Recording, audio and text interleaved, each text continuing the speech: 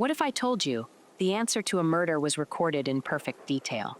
23 years ago, a security camera captured every second of a killer's face. No shadows, no blur, just a person bold as daylight, pointing a gun at a gas station manager named Leah Rowlands. And yet, here we are, decades later, with no name, no arrest, and no justice. This isn't a story about a shadowy figure in a mask. This isn't grainy footage from a shaky cell phone. What you're about to hear defies logic. A crime preserved like a fossil in time, a killer who walked into frame with no fear of being caught, and got exactly what they wanted. Leah Rowlands was 34 years old, a mother of 2 girls, Emma, 8, and Sophie, 6.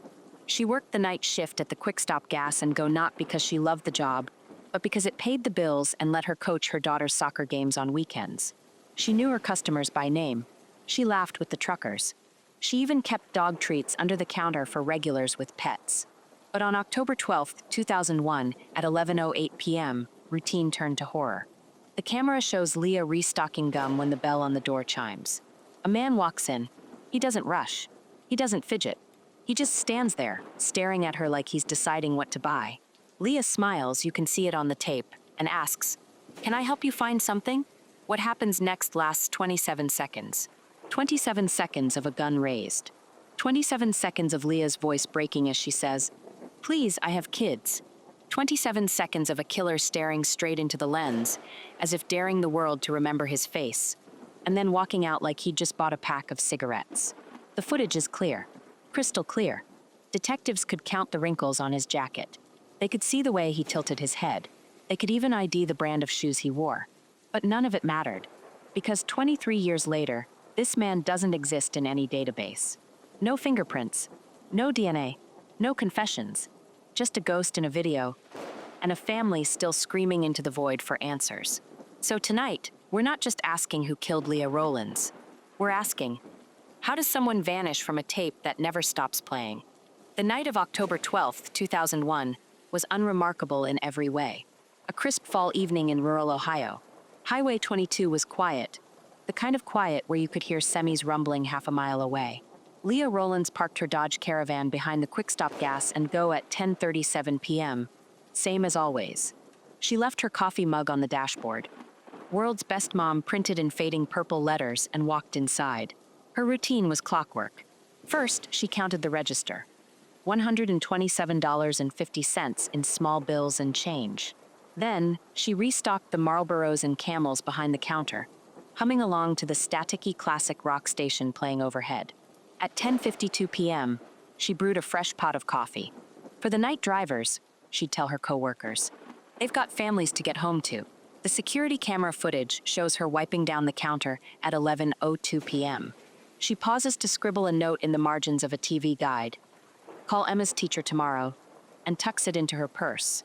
A trucker named Roy pulls up for his usual, a black coffee, 2 powdered donuts. They chat about the Browns' latest loss.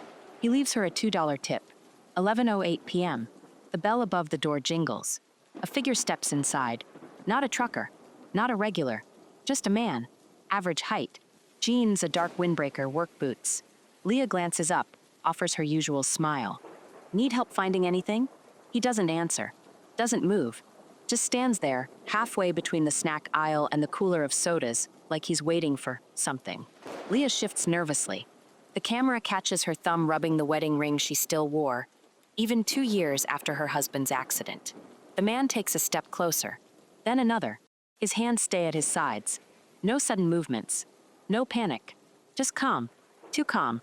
At 11:11 p.m., he reaches into his jacket. Leah freezes. For a split second, the camera frames them both. A gas station manager in her blue Quick Stop vest, a stranger in a windbreaker, and the click of a safety switch turning off. What happens next isn't blurry. It's not chaotic. It's methodical, brutal, and over in less than a minute. By 11:12 p.m., the man is gone. The door swings shut behind him. The coffee pot gurgles. And Leah Rowlands, mother, Little League coach, the woman who always remembered Roy's donuts, is left bleeding on the linoleum floor, her Call Emma's teacher note fluttering under the counter, where it stayed untouched for 3 days. Let's talk about the tape. The one detectives have watched 10,000 times. The one Leah's daughters begged never to see. The one that should have ended this case. but instead turned it into a nightmare. Here's what we know. At 11:08 and 43 seconds p.m., the killer walks in. He's Caucasian, late 20s to early 30s, short brown hair, receding slightly at the temples, a faint scar above his left eyebrow. He's wearing a navy windbreaker, the kind sold at every Walmart in America, and scuffed work boots. He doesn't look like a monster. He looks like someone's brother, someone's neighbor. At 11:09 and 12 seconds p.m., Leah says, "Can I help you?" Her voice cracks the way it did when she'd scold her girls for staying up past bedtime. Firm but kind. The man doesn't answer. He walks past the rack of beef jerky, past the neon Slurpee sign buzzing faintly, and stops 6 feet from the counter. 11:10 and 5 seconds p.m. He pulls the gun, a .38 revolver, polished but not new. Leah's hands fly up. "Please," she says. "I have kids." You can hear the click of the safety. You can see her wedding ring glint under the fluorescent lights. You can count the seconds, 1, 2, 3, as the killer just stares. Not at Leah, at the camera, like he's posing for a portrait. And here's where the tape betrays us. The camera angle cuts off the parking lot. We never see his car. Was it idling? Did someone else wait behind the wheel? We'll never know. The audio picks up a dog barking in the distance, maybe a stray, maybe a trucker's pet. But his voice, muffled, indistinct. Did he say a name? A threat? Or nothing at all? And the motive? Nothing. He doesn't take the $127 from the register, doesn't grab cigarettes or lottery tickets, just walks out at 11:12 and 37 seconds p.m., leaving Leah to bleed out beside a toppled coffee pot and a half-eaten powdered donut. But the cruelest detail? The car. 4:2 frames, 2 split seconds. As the door swings shut, the camera catches a glimpse of a sedan parked near pump 3. Dark color. 4 doors. Maybe a Toyota. Maybe a Ford. Maybe anything. Investigators tracked down 3,200 similar cars in a 200-mile radius. They found nothing. So yes, the tape shows us a face, but it hides the soul behind it. It gives us a crime without a why, a killer without a shadow, and a question that still echoes in that empty gas station 23 years later. How can someone be this visible and still disappear? In the days after Leah's murder, detectives did something unprecedented. They released the security footage to the public. Not just a still image, the entire tape. Every second of those 4 minutes and 17 seconds aired on local news stations, plastered across newspapers, even played on loop at the quick stop itself. The message was clear. We have your face. We will find you. And the tips poured in. Hundreds of calls. Thousands. A tidal wave of names, hunches, and gut feelings. That's my neighbor. He's got a temper and drives a dark sedan. Looks just like my ex-husband. He threatened to kill me once. I swear I've seen him at the diner on Route 9. Always sits alone, stares at the waitress. For a moment, it felt like hope. Like justice. But here's the truth about hope in a case like this. It doesn't fade. It shatters. Let's start with the gun. The .38 revolver left no shell casings. It was a wheel gun old school, the kind that doesn't eject bullets. Untraceable by design. The serial number had been filed off, but forensics managed to recover partial markings. They traced it to a batch of 1,200 revolvers sold to a now-defunct pawn shop chain in the late 90s. Of those 1,200, only 327 were registered. Detectives tracked down 291 owners, 291 alibis, 291 dead ends. The other 36? Sold under the table. Gone. Then there were the clothes. The killer's navy windbreaker was a blue streak model from Walmart. $19.99 in 2001. Sold in 1,800 stores nationwide. The jeans? Levi's 501s, the most popular fit in America. The boots? WorkPro steel toes, available at every hardware store in the Midwest. This wasn't a disguise. It was a costume made of anonymity. But the car was the cruelest tease of all. In 2 blurry frames of the tape, caught as the killer exited, there's a glimpse of a sedan parked at pump 3. Dark color, 4 doors, maybe a Toyota Camry, maybe a Honda Accord, maybe a Ford Taurus. In 2001, those 3 models alone accounted for 1.2 million cars on U.S. roads. Detectives compiled a list of every owner within a 500-mile radius who matched the killer's age and profile. 12,417 people. They narrowed it down to 743 who'd purchased or registered a dark sedan in the 6 months before the murder. 743 alibis. 743 shrugs. Then came the facial recognition era. In 2010, the FBI ran the killer's image through their new biometric database. No matches. In 2018, a forensic artist age-progressed the face by 17 years. They shared it on True Crime Daily, Crime Watch, even a primetime special. More tips flooded in. That's my high school math teacher. He retired to Florida and acts weird around cashiers. My cousin's husband. He's got the same receding hairline. I saw this man at a gas station in Nebraska last year. He bought a lighter and stared at the clerk too long. Detectives flew to Tampa, Omaha, Boise. They interviewed teachers, mechanics, a retired mailman in Albuquerque. Every time, it ended the same way. DNA tests, alibi confirmations, apologies. But here's what no one talks about: the toll of chasing ghosts. Take Detective Mark Vassar, the lead investigator. He kept a map of the Midwest pinned to his office wall, dotted with red pushpins for every tip. By 2003, it looked like the wall had measles. He started working Sundays. Forgot his anniversary. His wife finally left in 2005, taking their kids to Michigan. Last year, he died of a heart attack at 58. His daughter told me he never stopped thinking about Leah. He'd wake up at 3 a.m. and scribble notes about the case. Then there's Roy, the trucker who bought powdered donuts that night. The last person to see Leah alive. He quit driving in 2008, developed a drinking problem. In 2016, he hanged himself in his garage. No note, just a photo of Leah's daughters taped to the wall. But the real tragedy? Leah herself.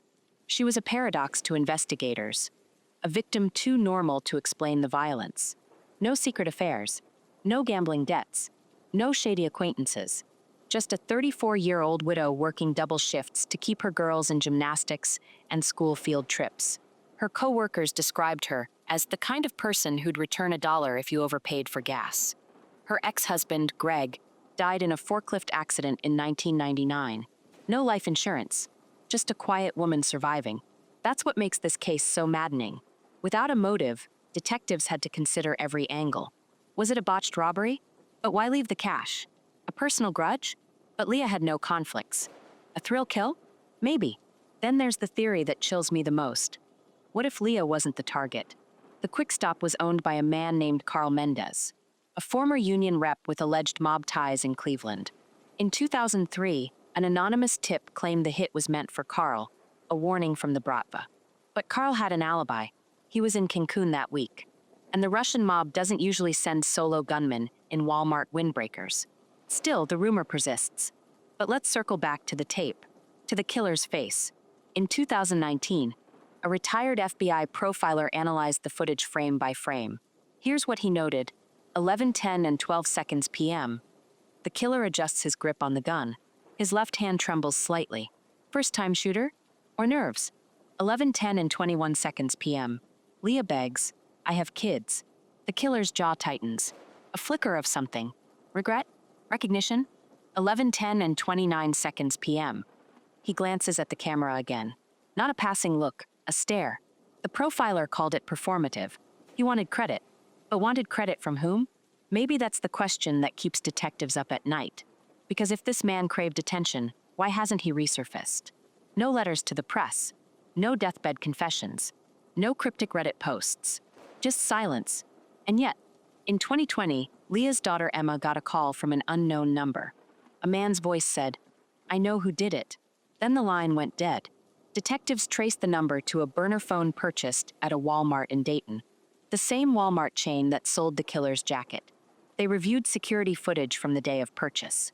A man in a hoodie, face hidden. No leads. Was it a hoax? A sick joke? Or the first crack in a 23-year-old wall of silence? We may never know. But here's what I do know. Every dead end in this case isn't just a failure of evidence. It's a failure of context. How do you solve a puzzle when the pieces don't belong to the same box? When the gun could be anywhere, the car could be anyone's, and the killer's face, that face could be a ghost, a drifter, or the guy who fixed your tire last week. Leah's case isn't cold because the clues went nowhere. It's cold because the clues went everywhere. They point in all directions, screaming so loud they drown each other out. And somewhere in that noise is a truth no one can hear. But Leah's family still listens. Every day. Every night. waiting for a whisper in the static. You've seen the tape. You've studied the face. Now ask yourself, who is this person? A drifter? A psychopath? The guy who mows your lawn? Over 23 years, detectives, profilers, and armchair sleuths have spun countless theories. Some fit like puzzle pieces. Others collapse under the weight of, but why? Tonight, we're diving into the darkest corners of this mystery. The maybes, the what-ifs, and the terrifying possibility that the answer is staring us right in the face. Theory number 1, the random ACT, tone, cold, clinical. The simplest explanation. Leah was in the wrong place at the wrong time. A stranger walked in, hopped up on meth or rage or nihilism, and chose her. No motive, no plan, just impulse. Supporting this? The killer's clothes, generic, untraceable. His calm demeanor? Could be dissociation. The fact that he didn't take the cash? Maybe he wanted chaos, not profit. But here's the problem. Random killers rarely stop at one. They escalate. They crave repetition. Think Son of Sam, the Zodiac, the DC snipers. Yet in 23 years, no similar crimes have been linked to Leah's murder. No matching ballistics. No bragging letters. Just silence. Unless he died, a retired FBI agent told me. Most random killers are either caught quickly or self-destruct. Overdose. Suicide. A shootout with police. If this guy's still alive, he's an anomaly. But anomalies exist. And that's what keeps detectives up at night. Theory number 2, the personal grudge, tone, intimate, conspiratorial. Let's talk about the stare. That unflinching, direct gaze into the camera. Most robbers avoid being identified. But this man? He wanted to be seen. Needed it. Some detectives believe Leah knew her killer. Maybe not well. A customer, a distant relative, someone from her husband Greg's past. The stare wasn't for the world. It was for her. A message. A final, look what you made me do. But Leah's life was an open book. No feuds. No restraining orders. Her co-workers swore she'd never mentioned anyone suspicious. Even Greg's family was clean. No criminal records, no vendettas. Then there's the wedding ring. Leah still wore hers 2 years after Greg's death. Was that the trigger? Did someone blame her for his accident? A jealous in-law? A bitter friend? In 2005, detectives dug into Greg's forklift death. They found nothing, just a workplace accident. No insurance fraud. No cover-up. Just grief. But here's the twist. In 2017, a man named Derek Cole, Greg's former co-worker, was arrested for assault. His mugshot bore a passing resemblance to the killer. Same receding hairline. Same scar above the eyebrow. Detectives rushed to compare DNA. No match. Another dead end. Theory number 3. The thrill kill, tone dark voyeuristic. Imagine this. A man sits in his car outside the quick stop, hands steady on the wheel, heart pounding. He's not here for money. He's here for the rush. The power. The high of taking a life. Thrill killers are rare but real. They're chess players, not brawlers. They stalk. They plan. They savor the fear. The camera footage fits. The slow approach. The prolonged eye contact. The way he lingers after pulling the trigger, like he's memorizing the moment. But thrill killers don't stop at one. They evolve. They refine, and they want credit. Except, what if Leah wasn't his first? In 1998, 3 years before her murder, a 24-year-old convenience store clerk named Marisol Reyes was shot in Albuquerque during a graveyard shift. The killer wore a navy windbreaker, stared into the camera, left the cash untouched. Detectives compared ballistics. Different gun. No connection. Then in 2004, a similar crime in Tulsa. Same MO. Same empty parking lot. Same unanswered why. But without DNA or fingerprints, it's just patterns. And patterns aren't proof. Theory number 4, the hit gone wrong, tone, cynical, gritty. Here's a darker angle. What if Leah wasn't the target? The Quick Stop's owner, Carl Mendez, had rumors swirling around him. Ex-union boss. Shady deals. A 2002 police report even linked him to a money laundering scheme involving a Cleveland strip club. Maybe the hit was meant for Carl. Maybe the killer got spooked when he saw Leah alone. Maybe he panicked and shot the wrong person. But Carl had an alibi. He was in Cancun, sipping margaritas while Leah bled out. And professional hitmen don't usually wear Walmart windbreakers or leave witnesses. They use silencers. They disappear. Unless it was a warning. In 2015, an anonymous tip claimed the murder was a message from the Russian mob. Mess with our money, we mess with your life. But Leah? She had no ties to Carl's business. No access to his accounts. Just a minimum wage employee. If this was a hit, it's the worst planned hit in history. Theory number 5, the killer next door, tone, urgent, paranoid. Now what if he's still out there? Not dead, not jailed, just living, working, blending in. In 2001, he was, say, 30. Now he's 53. Maybe married, maybe a father, maybe coaching Little League or volunteering at a food bank. Or maybe he's escalated, graduated from gas stations to something worse. In 2019, detectives quietly compared Leah's case to unsolved murders across the Midwest. A clerk killed in Indianapolis in 2008. A motel manager shot in Des Moines in 2012. Same calm demeanor, same lack of motive, but no forensic links. No confession, just a hunch. The unknowable why tone, haunted, resigned, here's the truth. Without a motive, every theory is a house of cards. You can stack the evidence, the windbreaker, the stare, the untouched cash, but one breath of doubt blows it all apart. Maybe the killer was a transient, a trucker passing through, a soldier home on leave. Maybe he's buried in a pauper's grave. Maybe he's writing a memoir. But Leah's daughters don't care about theories. They care about answers. Emma, now 31, told me, "I don't need to know why. I need to know who." And that's the heart of this nightmare. Because even if we solve the who, the why may stay buried forever. A secret between a killer and a camera that refuses to blink. Time doesn't heal all wounds. Some, it just numbs. For Leah Rowland's daughters, Emma and Sophie, October 12th isn't a date on a calendar. It's a ghost. A ghost that sits at the kitchen table during birthday parties. A ghost that hums in the backseat of the car when they drive their own kids to soccer practice. A ghost that whispers, "She should have been here." But here's what the ghost can't do, make them forget. Emma's 31 now, a nurse in Columbus, married to a teacher named Javier. They have a son, Noah, who's 5 and obsessed with dinosaurs. When Emma pushes him on the swings, she sometimes catches herself saying things Leah used to say. "Higher. Okay, but don't let go." Or, "One more minute, then we're getting ice cream." She told me, "It's like she's still here, but only in echoes." Sophie, the younger sister, works at a bookstore in Ann Arbor. She's quieter, more guarded. When she was 16, she started writing letters to Leah in a journal. Letters about her first breakup, her college acceptance, the day she realized she'd forgotten the sound of her mom's laugh. Last year, she read one aloud at a true crime podcast event. The room fell so silent, you could hear people holding their breath. "I don't need closure," she said. "I need her." Every October 12th, they drive back to that stretch of Highway 22.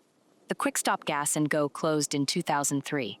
Now it's a skeleton, plywood over broken windows, weeds clawing through the asphalt, the sign that once glowed red 24/7 reduced to rusty metal bones. They park where Leah's Dodge Caravan used to sit. They lay sunflowers, Leah's favorite, against the boarded-up door. And they tape a note to the glass. The same note every year. "We're still here. We still remember." But this isn't just their ritual. Over the years, others have joined. Roy, the trucker who bought powdered donuts that night, came every year until he died. Leah's old co-workers, Marta, who worked the morning shift, and Dave, the manager who hired her, still make the trip. Even strangers show up.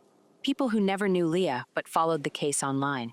They leave candles, teddy bears, handwritten pleas, justice for Leah.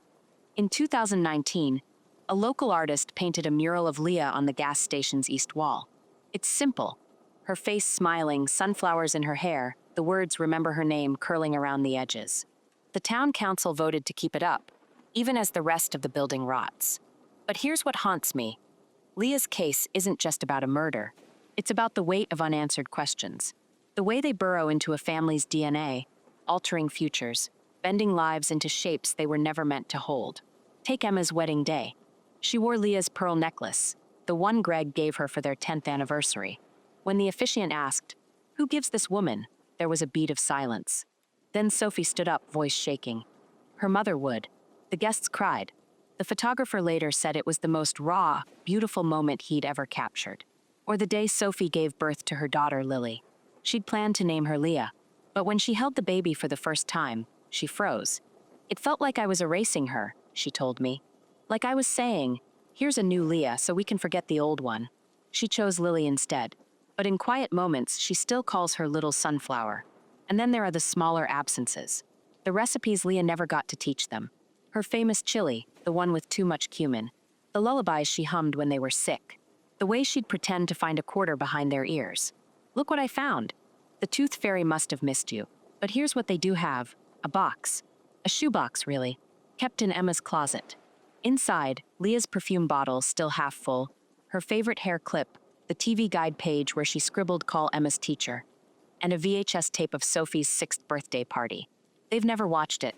I'm scared I'll forget what she sounds like, Sophie admits. Or worse, that I'll realize I already have. This is the paradox of grief.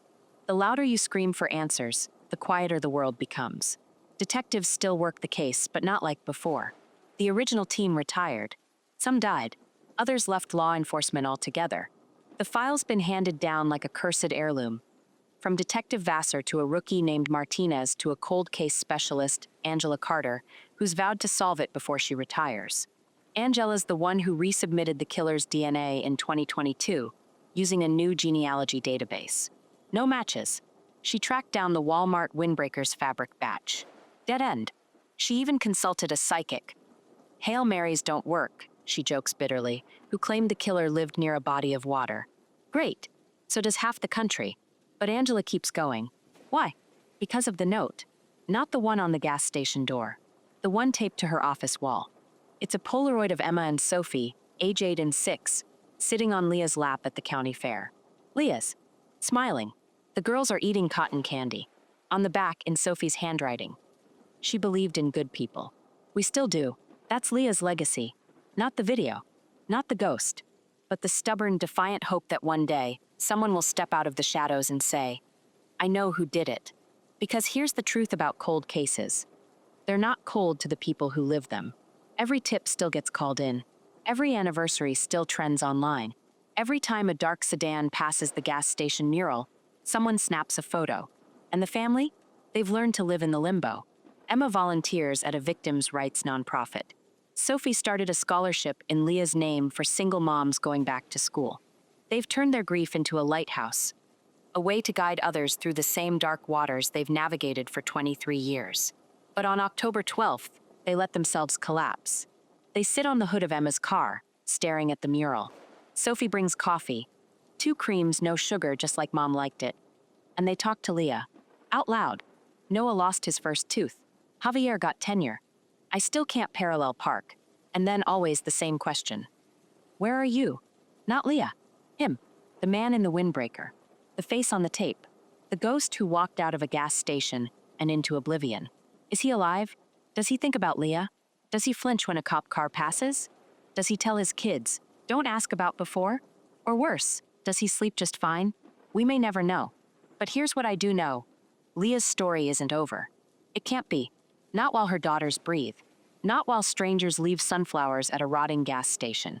Not while detectives like Angela Carter dig through landfills of dead ends, praying for a glint of truth. Because the moment we stop asking, who killed Leah Rowlands, is the moment we let evil win. And Leah, she didn't raise her girls to quit. So we keep asking, we keep remembering, and we keep hoping against logic, against time, that somewhere a conscience stirs, that a secret cracks, that a ghost finally speaks. 23 years is a long time to wait, but not long enough to forget. Maybe you've seen the face in the footage.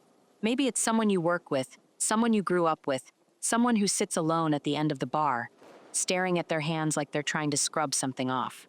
Or maybe you've heard a story, a rumor, a late-night confession after too many beers. Back in '01, I knew a guy, or my uncle used to talk about a gas station. Here's what I need you to understand. Leah's daughters aren't asking for revenge. They're not asking for miracles. They're asking for answers. For the chance to look at a name, a photo, a grave, and say, this is who took her. The detectives aren't naive. They know memories fade. Alibis crumble. People lie.